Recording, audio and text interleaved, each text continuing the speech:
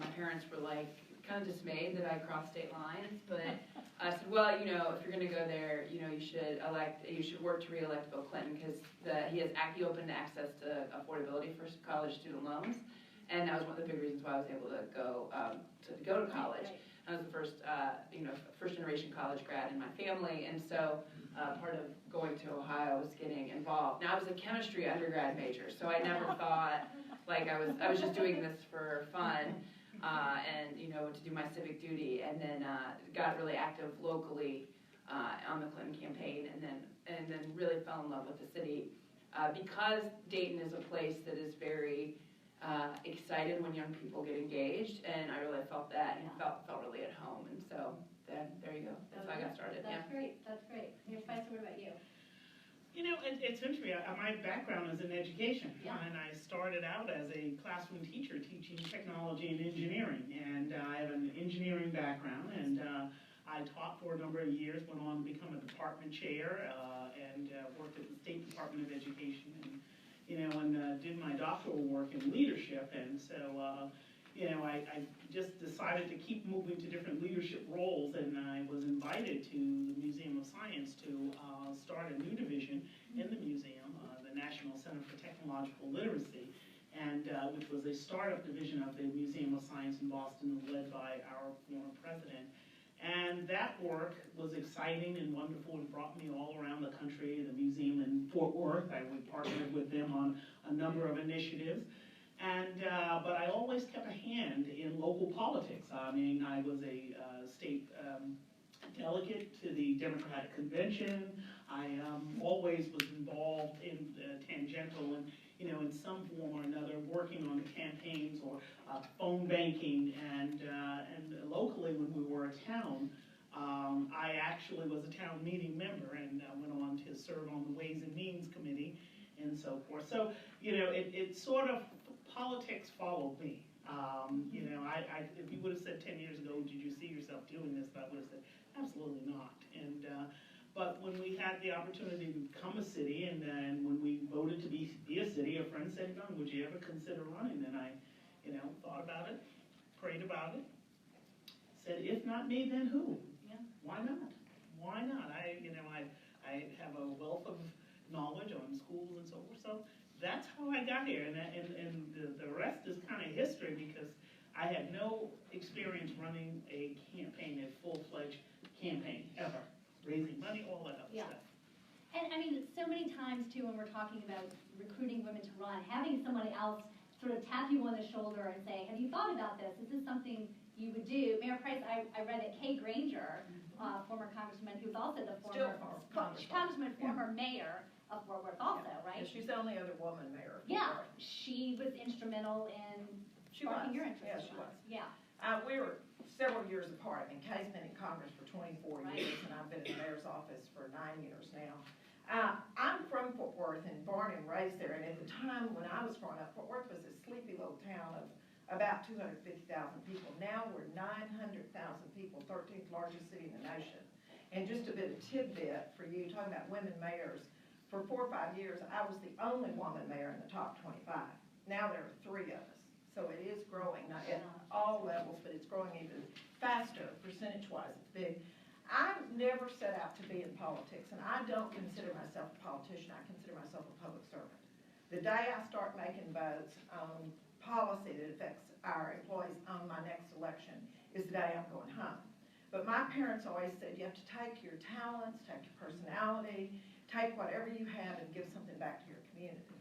And I had a business of my own, and I was a committed community volunteer. I had my business, and I did junior league stuff and sorority stuff and United Way, and our church taught Sunday school and all. And then I had this business that put me in contact with Tarrant County's tax assessor, which is an elected position also.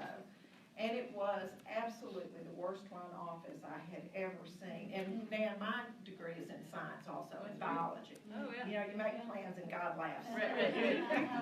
But I kept saying to my clients, this office is awful. Somebody ought to fix it. And finally, one day, one of my big clients said, that somebody ought to be you. So I went home and said to my husband what he had said, and he said, yeah, you ought to do it. And my children said, "You ought to do this, Mother." You know, we'd never had anybody, well, my great-grandfather was county judge, but we hadn't had anybody else. And so I did, and we cleaned that office up, we're recognized nationwide, developed a big following. And the reason I laughed and said no other tax assessors become mayors, because people write huge checks for their property taxes to the tax assessor. And generally, they don't call you, I got called the tax ASS, tax Nazi, so it's not generally very favorable. But because we had such good luck and the service changed, people loved it. So I got recruited then. When the former mayor retired, people said, "You have to come take your skills and clean up the city for work." His finances were in terrible shape. Commitment departments were in terrible shape. I said no for 6 months. My family said, no, that's a different level, because big city mayors, small city mayors even, we all work on average 12 to 14 hours a day, 6 days a week. Finally, after a lot of prayer and a lot of community conversations, 6 months later, I said, okay, and I keep getting reelected despite how often I try not to. But it's an incredible opportunity for women to have that opportunity. And I'm like you said, I'd like for these conversations to go away, so that we're just talking about good public servants and not whether you're male or female, Right. or whether what your gender is or your race or anything. And someday it'll come to that. But we have to set a good example for other young women who can look at you and go, either she's crazy, I don't want to be a bit like her, or yeah, I think she's great. Yeah. Mayor Whaley, organizations like Emily's List are so important in recruiting women, and Mayor Price, I know you did Emerge America, a campaign training program.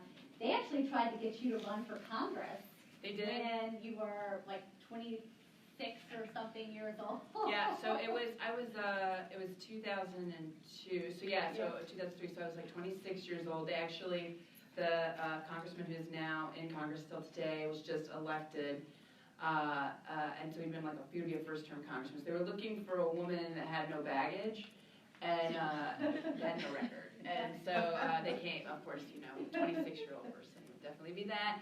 And they came to see me, and I had not thought of running for office at all, and I'd worked on campaigns but never really considered being the person that runs for office. And I'm really grateful that they came to see me, because I would never have considered. Now, they said, you'll just need to raise $1 million, and that would have been like putting, I might have said, you need to put a man on the moon too, right? Yeah. So I thought about it, had my friends and family come together, and I was like, I don't want to run for Congress. But I called them back and said, I'm really interested in running for city commission, which is our city council. Thanks for helping me out. And they were like, not interested in that at all. So, then when I ran in 2013 for mayor, they did endorse in mayor's races, and so it was I was very proud of that, since they were the reason that I even started considering running for office in the first place. But the fundraising component is still a big hindrance, for men and women, really. But especially, I think, for women, and I think it's getting better, but just that, the obstacle of having to raise all that money. Yeah, I think most women just aren't accustomed, unless you're asking for your favorite charity. You're used to doing that, but you're not accustomed to going out and asking for money for yourself. Right. Most women just don't do it when they've got a business startup. You either start real small and build it, or you borrow it from the bank or somebody. And that's the hardest thing I ever had to do. And when I ran the first time for tax assessor, my political consultant said, okay, you need $500,000 to run for this office. And I said, how on earth am I ever going to raise that for a county office? And he said, go to one of your clients and ask him to give you $5,000. And this was in 2000. And I said, $5,000? He won't do that. He said, he won't if you don't ask. So I went to see one of my largest clients that I'd had for about 20 years, I guess, or 17 years. And I said, Lynn, I'm thinking of running for tax assessor. And he said, it's a good thing you are. We've been going to push you if you weren't. I said, and I have to fund my campaign. And I said, I need $5,000. And he never flinched. He said, can I give it to you in 2 checks? I'll give you $2,500 today, and next week I'll give you $2,500. And since then, I've just learned the real key thing is you got to ask. Because people want good people to run. They really do. And if they've got the money, or they've got the ability, and just as much as money, you got to have somebody knocking on those doors. Right. And used to working on the telephone, and still on the phone a certain amount. But people, truly, you got to have faith in yourself. And that was my biggest confidence booster. I thought, if he can do that, then my other friends will too. And I never had anybody turn me down. They always say, I can't give you that much, but I can give you this, or I can't give you that, but I'll knock doors, and I know who can give you that much. So it begins to network down, I think, don't y'all? Yes. I do. Yeah, I'm not as lucky as you, Betsy. I've had people turn me down. Well, I've been doing this now a lot longer than you. Well, it's so interesting too, the whole notion of the endorsements and I am an Emerge graduate, but I also am endorsed by Emily's List too.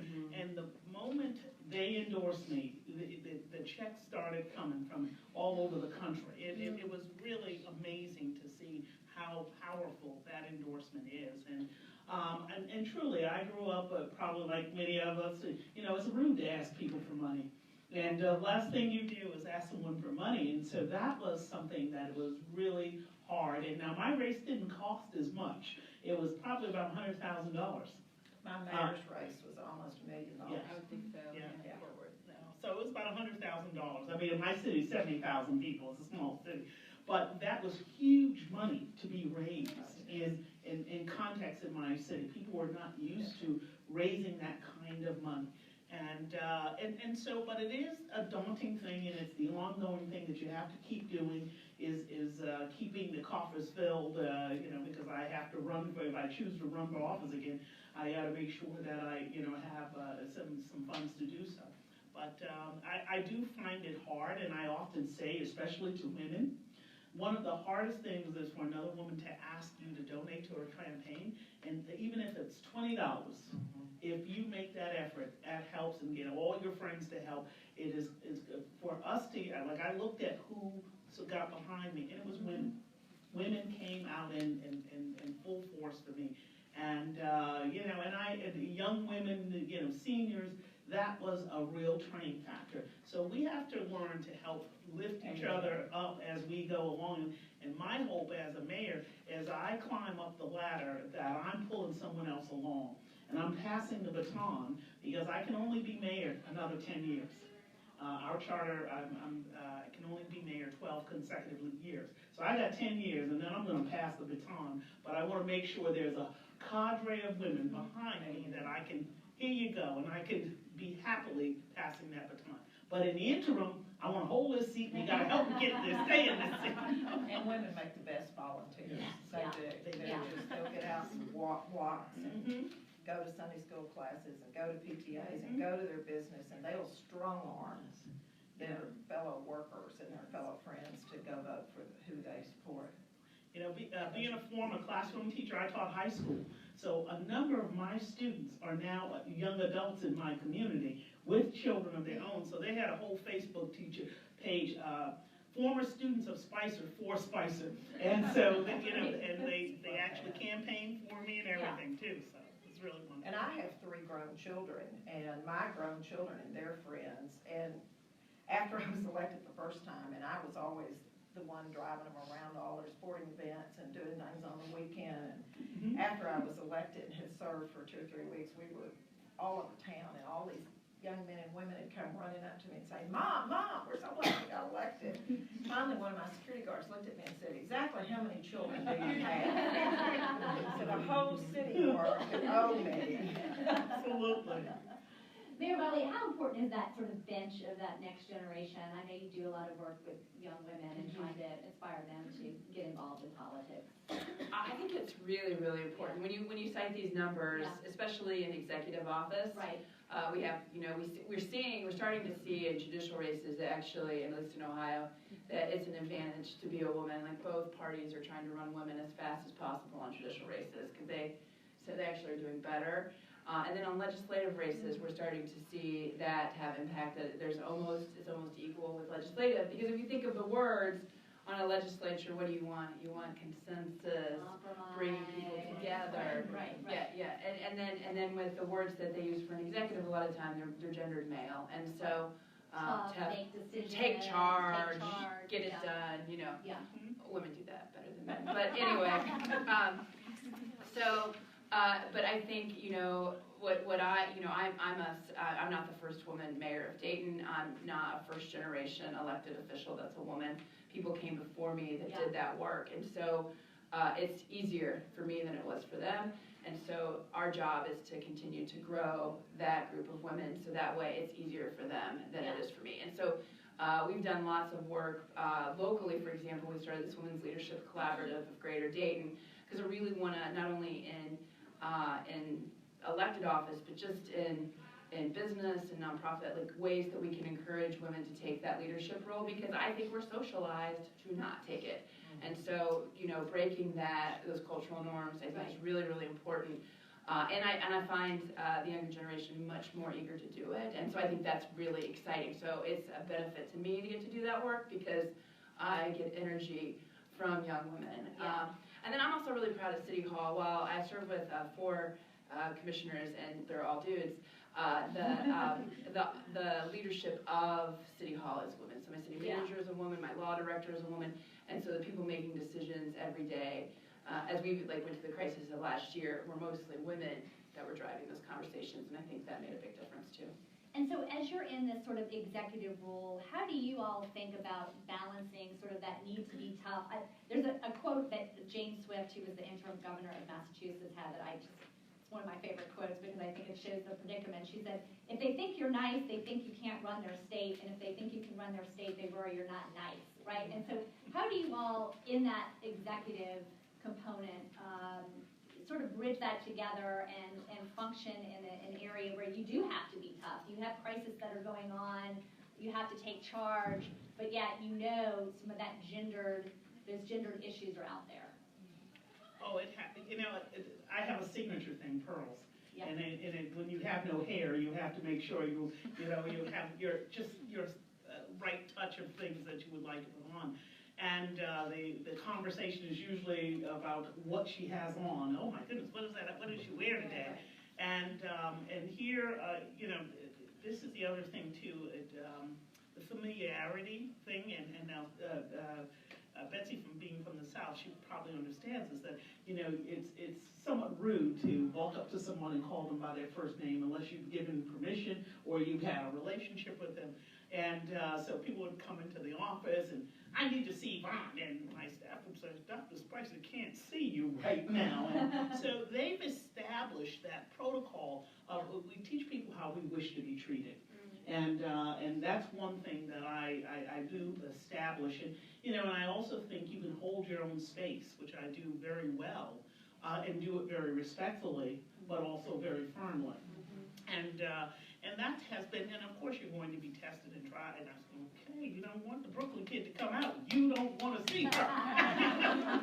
You don't want to see her. But you know what? I don't let her out because at the end of the day, being a teacher, that has also helped me navigate so many things because you're looking at, is this person here to give or to take, or is this person here to argue? Do they want to just vent about something? And so you negotiate that relationship, and I do that on a regular basis, on a daily basis, and it's trying. But I also, in the words of a former First Lady, when they go low, I stay high. Right. I stay very high. Well, no matter what they say on social media, what meme they put on there, okay. I don't respond to it at all. So. Yeah, and we've always had a saying, you don't have to be the classic B to get your point across. You can kill them with kindness and let them know you've got to be firm and you've got to know when to be tough and you've got to know when to mother. And I'm old enough, I do mother, and y'all do too, I'm sure. You do mother people occasionally. But mostly you've got to listen and you've got to be at the table. I've spent 95% of my adult life in business that's meant a man's world. First, my title company, which was auto industry, then as tax assessor, they're all men at the time I was elected, and then as mayors, there just aren't that many percentage-wise. And you just learn. You must speak up for yourself, because if you don't, no one else will. But mostly, you have to have a passion for what you're doing, because that passion comes through. If it's really in your heart, and you're thinking with your head, it'll come through and you'll be firm with what you're doing. And you have to outwork them. I know for a fact that women have to work twice as hard as men. And there's somebody said, what if I lose? I said, you won't lose as long as you outwork everybody else in the race. You may not have as much money, But if you outwork them, you'll win, because people love that hard work. And if you don't, you'll learn something from it. Yeah, I think what Mayor Price and Mayor Spicer said is really true. I think what's exciting right now, again, is because there's more and more women getting elected, it can be more and more broad, and there's no one way to lead as a woman, and that's been really, even in the past 10 years, I've seen it just really grow. There's a nonpartisan group called the Barbara Lee Foundation that works particularly on executive leadership, both for Democrats and Republicans, and they do studies every single year about what kind of things people want women leaders to be, particularly in executive roles, and I've used them quite a bit. And they just last month released a poll about this work, and it's great. What I'm most excited to see is someone that's followed them over the past decade is how much more broad and allowable it's gotten, and the role for women to lead the way they want, as long as it's authentic, is coming through. And so I think that's really, I feel like we're starting to break ground there because of all the great work that women have been doing all across the But you've country. spoken out and taken to task your local paper when you had the State of the City speech, and they wrote something about either what you were wearing or something, and you were like, wait a minute, and you called them right out on it.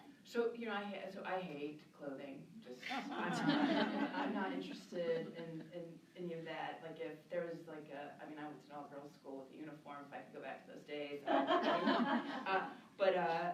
So, and the Lee Foundation helped with this. Yeah. So, when I was elected, and I don't know if this is the case today, but this was definitely 6 years ago, I noticed that when women electeds, when papers or anybody talked about their clothing, it took away their ability to lead. And you really, as a woman, have to protect at all costs your ability to lead. Because it's really not about being liked, it's about being respected. And there's a big difference in that. And so I, had my first State of the City and been elected 60 days. And the trolls come out and say all kinds of crazy stuff about me. And then the paper covers this Facebook messaging, which is, we could have another panel on local journalism. And it was a woman reporter that had done it, who I had known. And so I had decided, I knew we reached out to the Lee Foundation. They're like, oh, no, you've got to, just hit it out. And so we attacked the paper really hard. You can talk a lot about me, but you're not going to talk about, how I look or what my clothes are. And really push that out. And I'll tell you what, nobody's ever talked about my clothing since, ever. And I think it's really important. And, I've been really cognizant of that I've never talked about what I wear. And I make sure that no journalist talks about what I wear either, because they sure as hell don't do it to men. Yeah. And so the minute... But you just have to shut it down. Yes. The minute a woman elected starts doing it, I get nervous for them, because I've seen it in examples where that's taken away their ability to lead. Now, I don't know if that can change over time, but certainly in this time and place, I think that's really important for women to know. I think that's critically important, but there is a fine line with women in clothes. You have to look the part.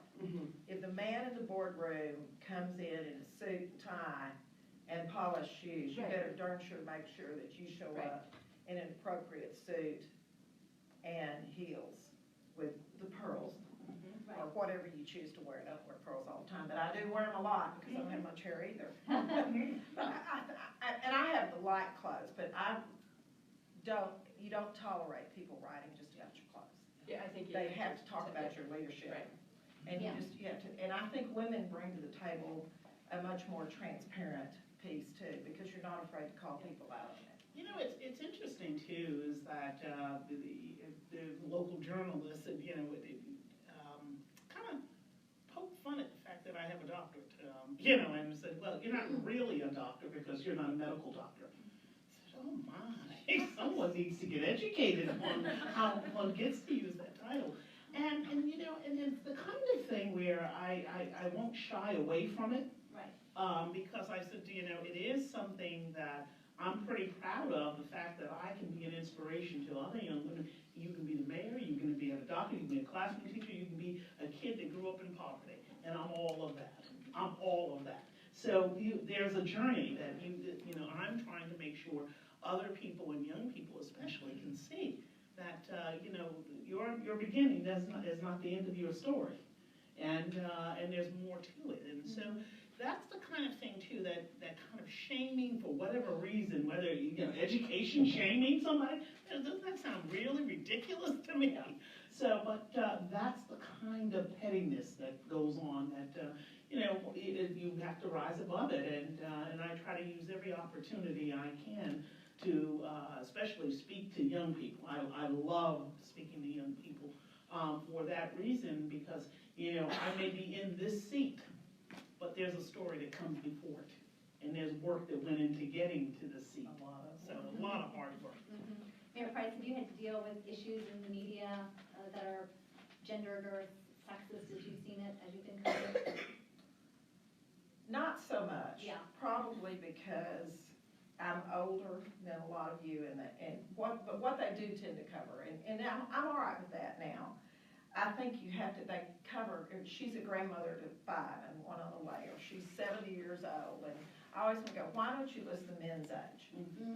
But they list it, and it doesn't bother me like it did when I was y'all's age for them to say that, because I've matured into it, but not too much anymore, not as mayor as much, because they know me, they knew me as tax assessor, but I had it when I was tax assessor. What's a woman with a science degree doing as our tax assessor? I have a business second to, minor too, but it was, and when I ran for mayor, there was one other woman, former council member, and then it was like, why does a woman think she can do this who hasn't served on council? Oh, that doesn't make any difference. It's how you lead, it's not what your past service has been. So some, but not, not too much. Yeah. They know I'm like, man, I'll come back out. Have you all found other female mayors to be a support system? Absolutely, yes. Oh, yes. Go ahead. It's so interesting because in my state, there's not a lot of mayors. There's only 40 mayors in the state of Massachusetts, because we have a lot of cities and towns. So they have town managers. So I actually meet with a cohort of neighboring women who are Ruth Ann Fuller is a mayor, Mayor Newton. There's only 2 of us that are mayors, but the rest of them are town managers. But they're in leadership. They're leading their respective communities. And then there's another tier of mayors. There's the statewide mayors meeting, which I participate in. And then there's a whole other tier of African-American women mayors that I also collaborate with too. And that's the kind of thing too, because there's different levels of dynamics that go on there, that having that support network. I personally love coming to the U.S. Mayors Conference, because I studied the book. Oh, who's coming? Oh, Nan's coming. Oh, Betsy's coming. I just love seeing my sister mayors coming together and having that moment with each other. So that makes me smile. Women's group at U.S. Conference of Mayors too. Yep, we do. It does incredible work. And do you find that mayors are able to maybe work across party lines a little bit? Yeah. I mean, Most of us don't run Yeah, yeah. partisan. Right, we're not Clearly, partisan you races. figured out who the Republican is up here. And 2 Dems and 1 Republican, but none of it. Do any one of y'all run partisan? No. Yeah. Very few mayors run partisan. People know whether you lean a little right or lean a little left. But the reality of it is, in a city, potholes don't care which party you are. They don't care what color you are, or whether you're male or female or gay or lesbian. And 911 calls don't either, because good governance at the local level, and it ought to be this way at the State House in Washington too, and it's wheels off, as you know. Things don't wait, and it has to happen in the middle. You have to be collaborative and learn to work together with people whose opinions are different. And I think that's the beauty, particularly of other women mayors, but of everybody. You learn to listen. There's a reason God gave us 2 ears and 1 mouth. Listen twice as much. And I'll say this too, particularly with the Conference of Mayors and women mayors, like, Betsy's been a great leader and a woman mayor that we all look up to.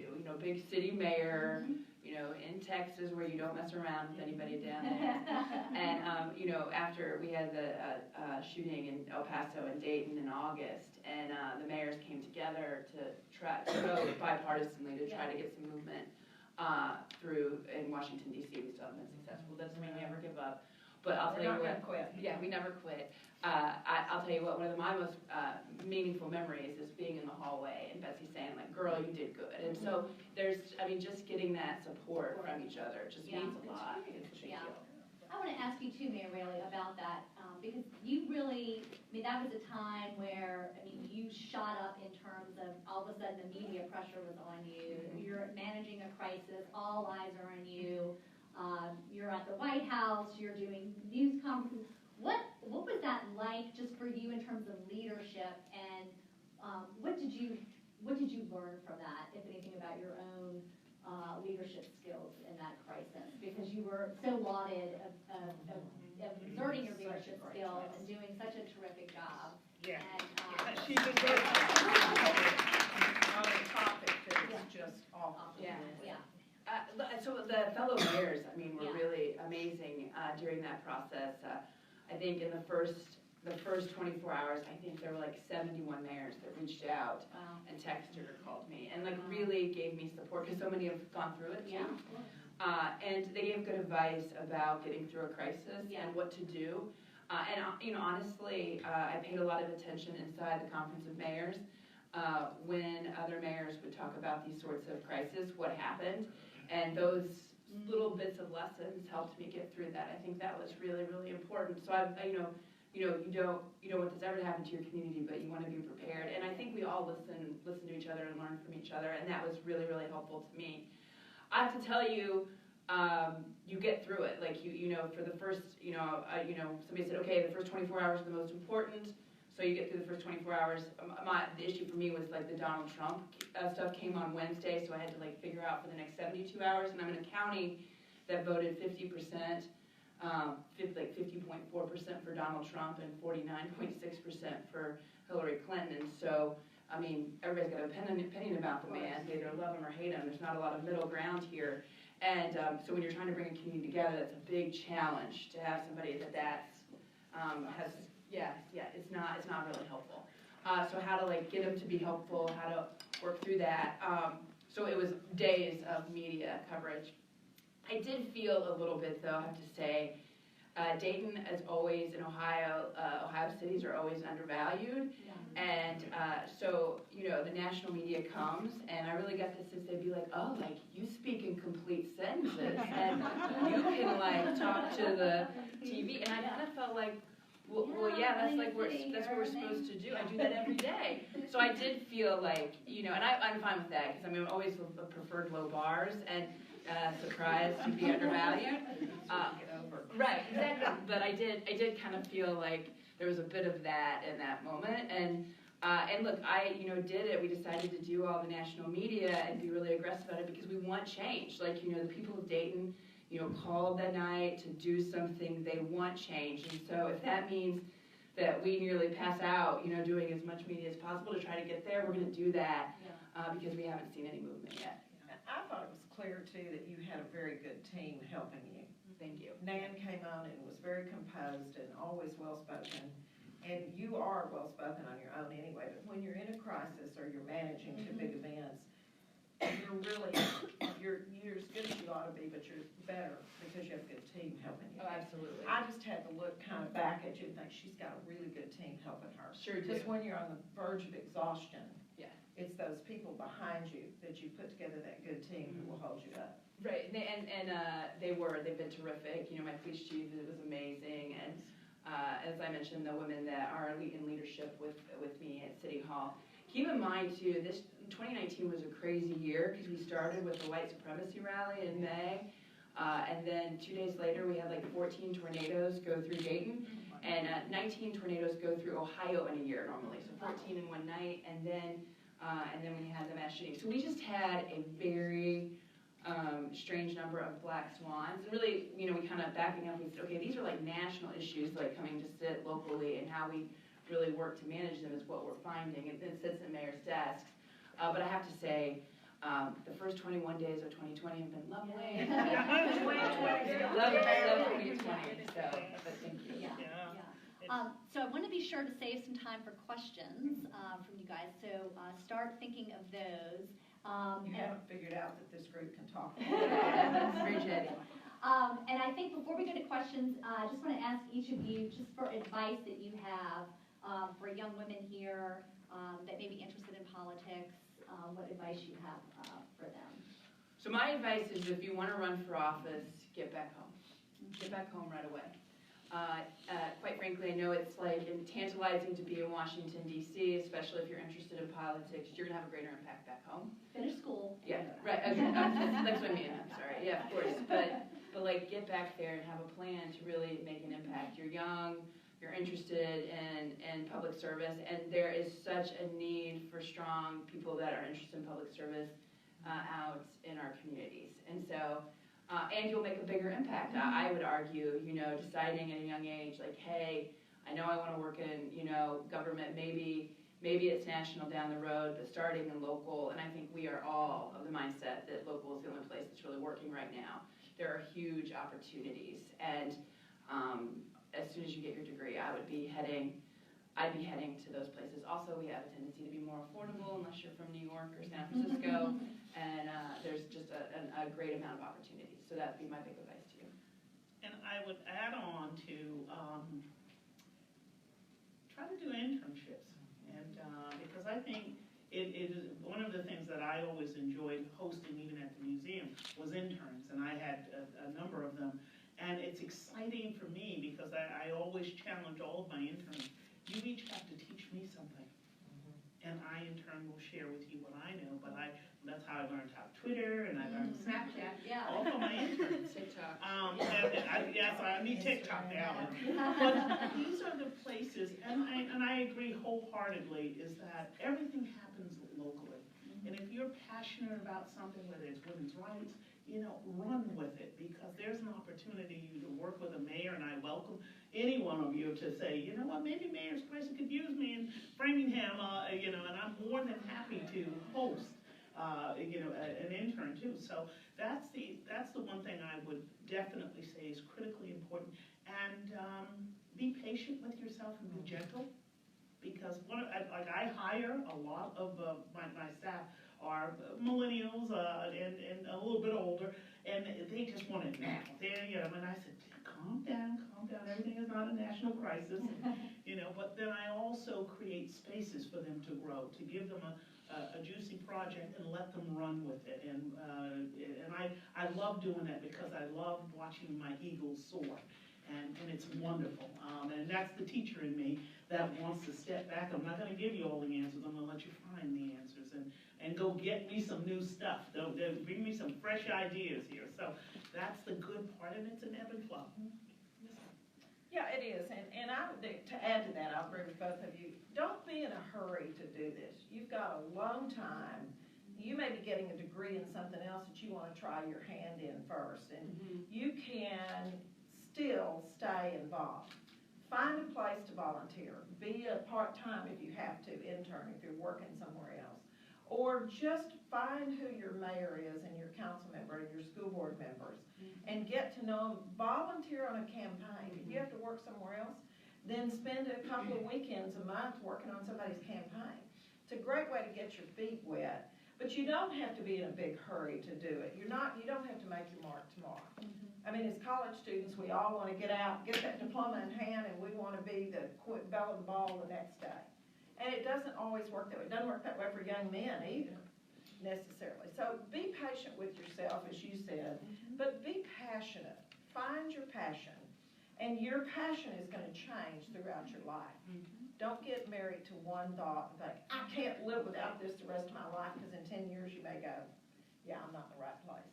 And never be afraid to try things, because the greatest growth factor that I've found in all my years is to get over the fear of failure. Because if you haven't had a failure at some point, then you're not trying hard enough and you're not learning. Great advice. Okay, some questions from anyone. Don't be shy. This is called Teacher Week. Yeah, exactly. I just had a question when you were chatting about the media and about age and grandchildren and things. Do you find that that's not similar with the male elected officials? No one's saying grandfather of 5. No, not so much. Not so much. They female characters. when it gets down to it, they may mention that the guys are grandfathers, but you don't see that very often. The age thing has now, they are putting the guys' ages in also, but rarely they mention that a man has children or grandchildren. They do the children thing. They do the children more side. on women. Yeah, a lot more on women. But you can use that as a positive tool. Because having children that you've worked hard to get up to good standing and worked hard to put them through college, and then they marry and have grandchildren, that's a real source of pride. That's executive leadership. That's a right lot there. of executive leadership, because if you don't kill your kids or they don't kill you, then you're going to be able to get through anything with your college kids. But really, truly, they don't ask the men that very much. They just don't. But then the men don't talk about their children and grandchildren. And I have my grandchildren with me. It's not, I have them at the office from time to time, and I don't work on Sundays except rarely, because that's church and family time. And Friday nights are date nights. I take Friday nights, and my husband and I go out or stay home or go out with friends, but city business doesn't get in the way. Otherwise, you end up with no time.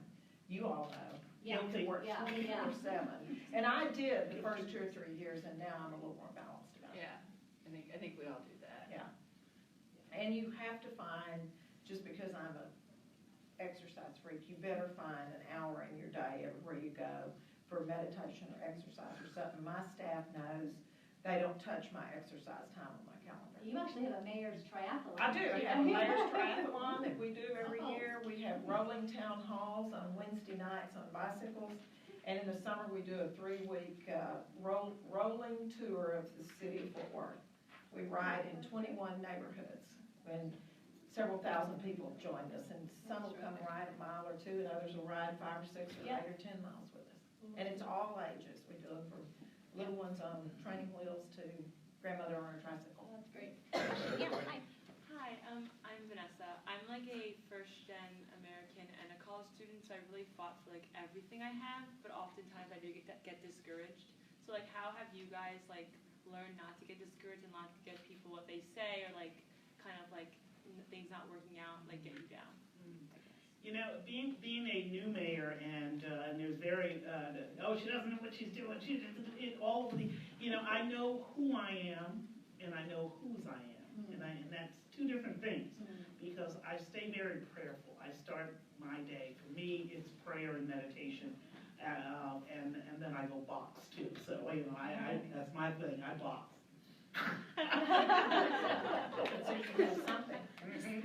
So being able to stay centered in who you are and circle yourselves with people that are going to raise you up. If you have a circle of friends and they throwing darts at you and throwing rocks at you, get rid of them. Get them out of your circle. Your inner circle needs to be those that are going to lift you up. People are going to affirm who you want to be, your goals, your ambition. When you talk about them, oh great, what can I do to help you? That's the kind of friend you want. But you also got to have those good friends. Keep 2 or 3 good friends outside your family who will tell you the truth. Yes. I mean, I've got a friend that's been a friend for a long, long time, and she will call you up and say, "You are so off base on that. Now, tell me why you made that decision and where this is," because she's brutally honest with me. But she'll also call me and say, "That's the best thing you've ever done or said." And then she'll also say, "By the way, your hair looks terrible." And I love you too. And I love you too. Or your hair looks great. And you can laugh about that, and your good friends, your sisters, can say that to you. You don't want it in the media, but you do have to. You have to surround yourself with people who are positive. And you also have to know that all things pass. And if you're down and it's been really tough, learn something from it and figure out how to turn it into something good. I'll just give you a quick story. I have a circle of women friends in it, and it does include Representative Ayanna Prescott, who just recently, revealed her challenge with alopecia, and the love that's swelling her up to be so bold and to be so brave. And our governor didn't do something so nice yesterday, but he'll have to answer for that. That is that when you are in that tough space, having that circle of women that can help you out. I did my State of the City address the other night, and I had all of these women lined up in front of me. That's what I wanted in my line of view. I could see all of these women who are elected officials, who are women of color. They came out in droves to support me, and that's the thing that gave me so much energy and power. I was on cloud 9 here because I knew I had that support and that love in that room. And, Ayana couldn't make it, but she sent, a little message and said, hey, I got you. And so those are the kinds of places that you try to step outside of yourselves and make sure you connect with those people that are going to give you that extra energy that you need.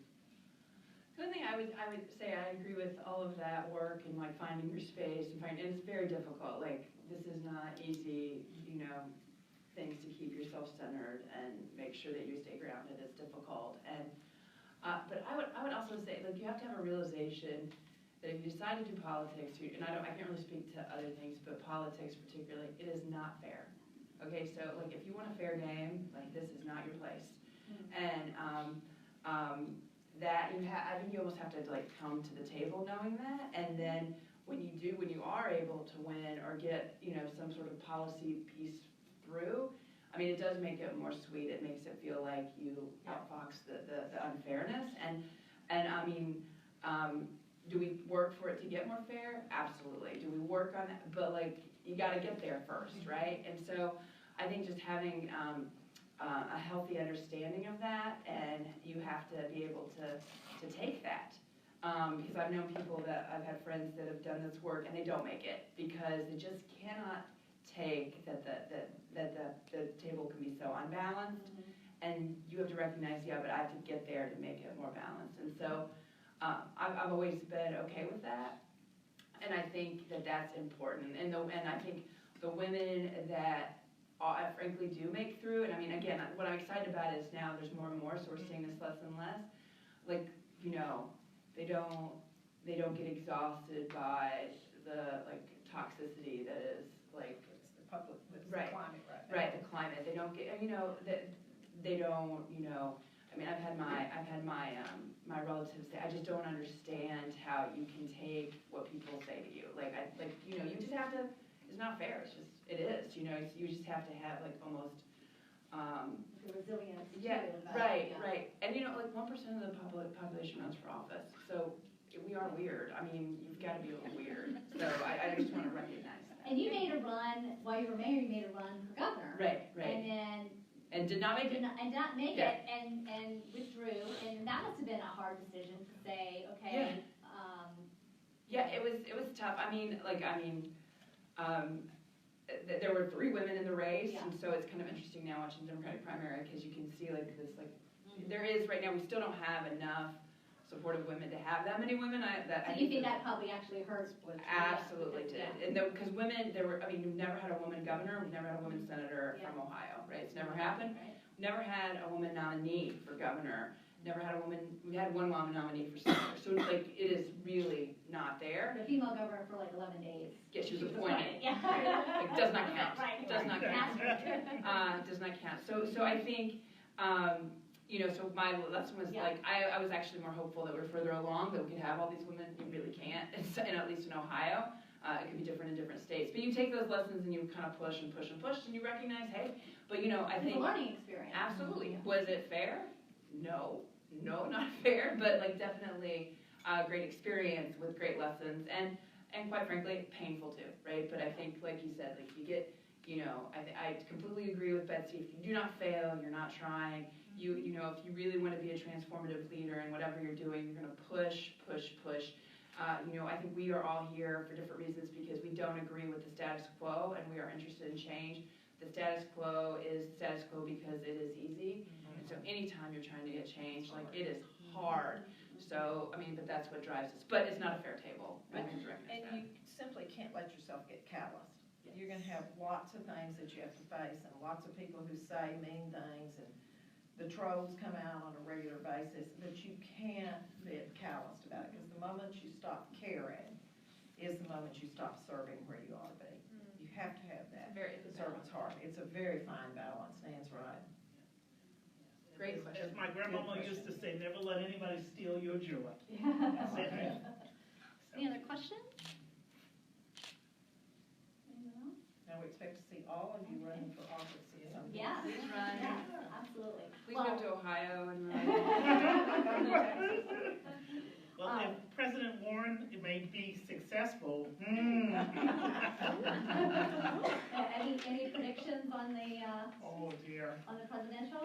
You never predict. Are Yeah, you, You never predict is Mayor, right. are you working for, I'm with Mayor Pete. Mayor Pete? Yeah. Okay, No, he's the smartest Yeah, man I've ever met. yeah.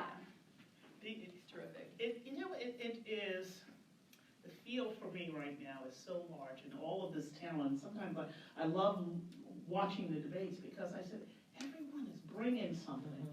And it's just, how do you choose? It's so hard to choose. But I'm also inspired because there are so many people that are serving in one capacity or another that I got a chance to learn a little bit more about, and I'm leaning. Have you not been on a Georgia yet? No, I haven't, but stay tuned. I'm leaning. We don't like to predict, none of us, but mostly study the candidates yourself at every side of the party, both parties and every office, and you shouldn't vote straight ticket. You should pick the candidate who's gonna deliver what you believe in and what you think is right for your city or your nation. Study it, but do that, but mostly vote. Yes. Our voter turnout is abysmal. At the national level, it's better. At the state level, it's some better. At the local level, it's pretty abysmal. Well, I will use that to make a plug for an event that we're having tomorrow in Mayor Whaley Nation, the Barbara Lee Family Foundation. We have a partnership with them called Gender on the Ballot, and we are releasing a new poll tomorrow at 5 about women's political participation in 2020. So we'd love to see you at that as well. And I want to thank our team from WPI, Julie, Maylin, Emily, Jessica. Thank you guys for all of your help, and thank you to the mayors. Thank you You all guys. were terrific, and we really appreciate you being here. And Thank good luck you. at the mayor's conference. Thank you, this have a week. great night. Thank you. Yeah.